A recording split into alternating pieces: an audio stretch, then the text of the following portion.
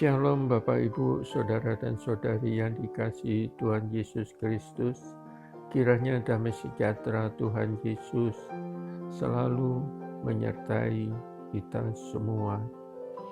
Di dalam mengikut Kristus, kita sebagai orang percaya harus memiliki landasan-landasan atau dasar agar supaya iman percaya kita itu tetap teguh di dalam Kristus. Karena Yesus Kristus itu adalah juru selamat kita, dan Kristus Yesus itu adalah dasar pengharapan kita. Itu dikatakan di dalam 1 Timotius 1 ayatnya yang 1b. Kemudian di dalam Titus 1 ayat 2, dan berdasarkan pengharapan akan hidup yang kekal, yang sebelum permulaan zaman sudah dijanjikan oleh Allah yang tidak berdusta. Apa yang dikatakan dalam firman Tuhan itu adalah sesuatu yang berupa janji untuk kekekalan, dan ini sudah disampaikan jauh sebelum kita ada, dan dia tidak pernah berdusta.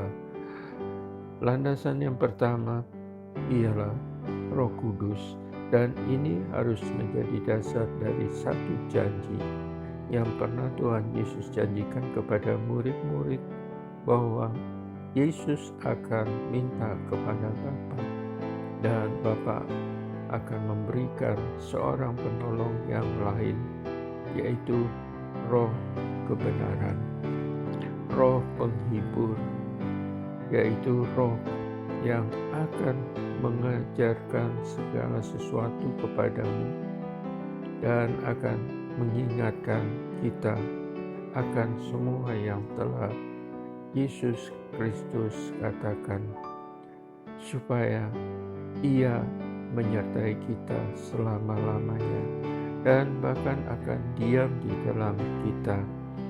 Janji ini sudah digenapi, Roh Kudus sudah dicurahkan dan tinggal di dalam hati setiap orang percaya.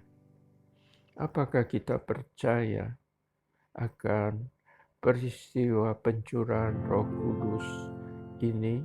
Dan apakah kita percaya bahwa Roh Kudus itu memang dikirimkan kepada setiap orang percaya sebagai penolong, sebagai penghibur, sebagai pengajar di dalam kehidupan kita? Kalau kita percaya, itu berarti kita harus menjaganya. Di dalam Kisah Para Rasul 2 ayat 42 dikatakan mereka bertekun dalam pengajaran rasul-rasul dan dalam persekutuan, dan mereka selalu berkumpul untuk memecahkan roti dan berdoa. Landasan yang kedua terdapat di dalam Yohanes 14 ayat 2. Di rumah Bapakku banyak tempat tinggal. Jika tidak demikian, tentu aku mengatakannya kepadamu, sebab aku pergi ke situ untuk menyediakan tempat bagimu. Ini adalah janji bagi kita semua, orang-orang yang tetap setia, dan ini adalah merupakan satu landasan bagi kita untuk tetap memiliki pengharapan kepada Tuhan, bahwa Tuhan Yesus ada di surga dan Dia tetap menyediakan tempat bagi setiap orang percayanya.